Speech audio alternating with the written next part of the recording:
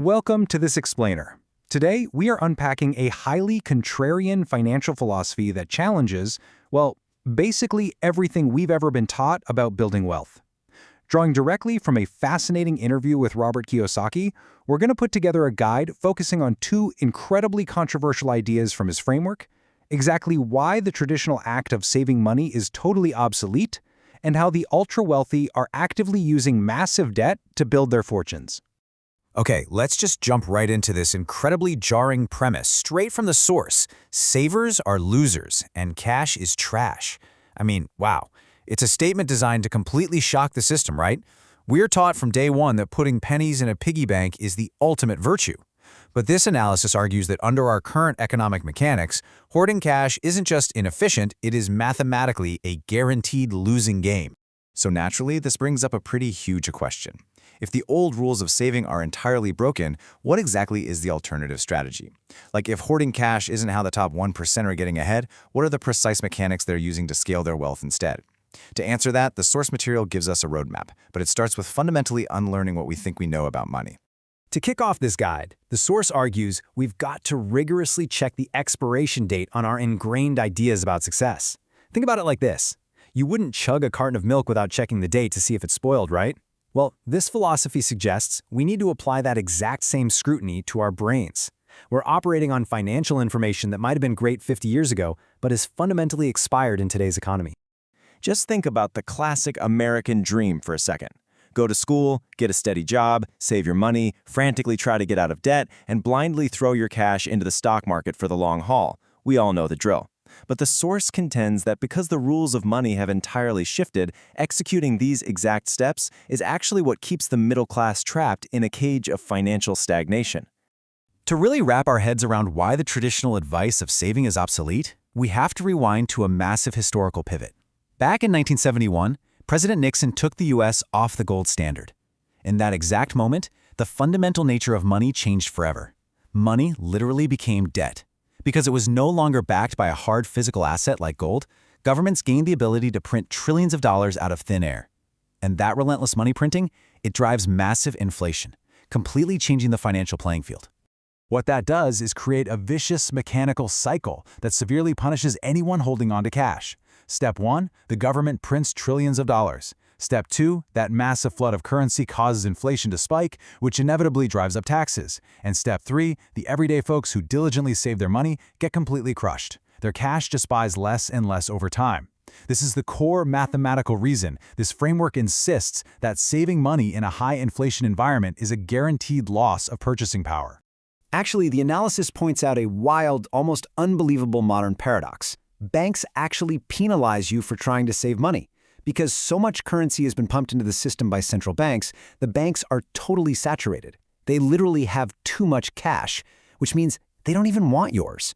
The source highlights that banks are effectively charging you to hold your money, or they're offering yields so far below inflation that it's literally costing you money to let your cash sit in a savings account. So an absolutely crucial point in this wealth-building guide is understanding the structural difference in how money is taxed.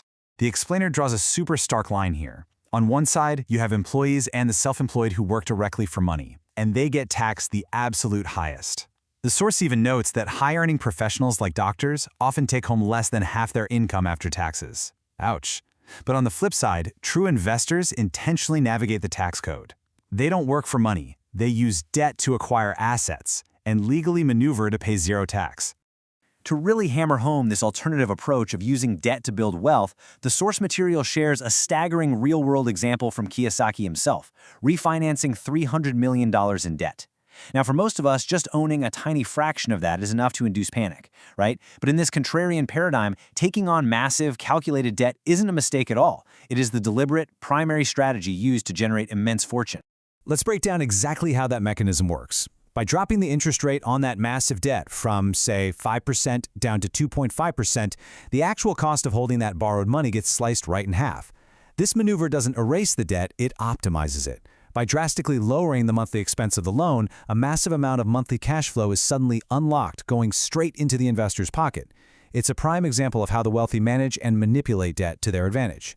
While everyday financial advice is screaming at you to get out of debt, this framework argues that legally mastering debt and taxes is the actual engine the wealthy use to scale.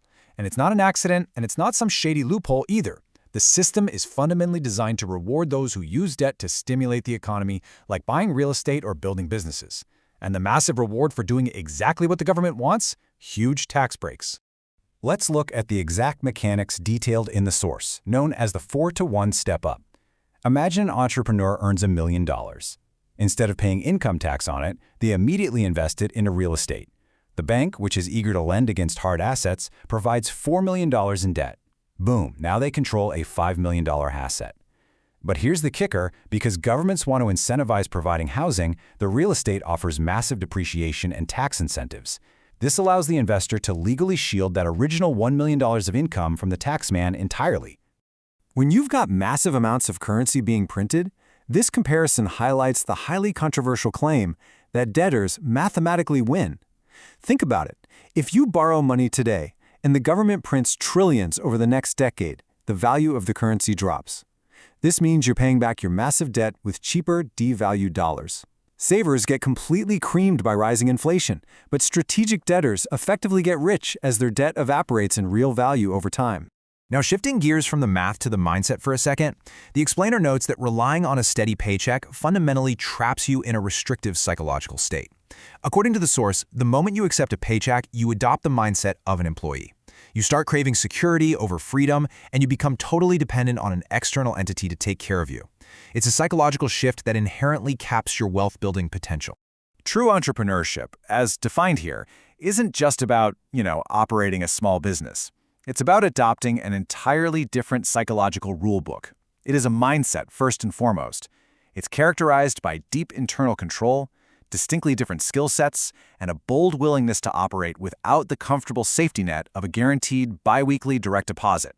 This mindset is most often forged in the fires of total failure. The source recounts a very personal story of leaving a highly secure corporate job at Xerox with just a $30,000 bonus check. While everyone predicted a swift failure and a quick return to the corporate safety net, the reality was the exact opposite.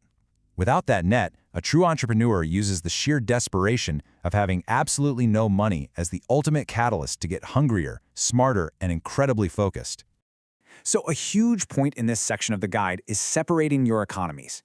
The external economy, stuff like stock market crashes, rising inflation, massive corporate layoffs, is completely out of your control. You can't fix it. But your internal economy, your willpower, your financial literacy, your specific skills, and your ability to spot opportunity, that is entirely dictated by your own focus. The rich focus relentlessly on the internal. By maintaining this strong internal focus, the philosophy suggests that external job losses or market crashes become, basically irrelevant. You start seeing hidden opportunities where everyone else just sees a terrible economy. You view mistakes simply as a sign of missing knowledge. When you fall, you stand back up even higher. Because you know how to generate wealth independently, you simply don't live in fear. And this is exactly why relying on the obsolete strategy of saving cash is just no longer necessary. The ultimate benefit of stripping away the security of a paycheck is the brutal, honest test of your own character and resilience. As the source poignantly puts it, you really find out who you are when you don't have anything. It's a moment of absolute truth. Are you going to compromise your ethics, cheat, and steal? Or will you rise to the occasion, develop powerful new skills, and become a stronger, fundamentally better human being in the process? We're going to conclude this explainer with a provocative question designed to test this framework in your own life. If your steady paycheck completely disappeared tomorrow, what would your internal economy look like? Are you intellectually and financially prepared for a world where the old rules of saving are mathematically obsolete and understanding debt is the new currency of success? It's a jarring paradigm shift for sure, but one that demands we critically re-examine everything we thought we knew about money. Thanks for joining us for this explainer, and keep questioning the rules.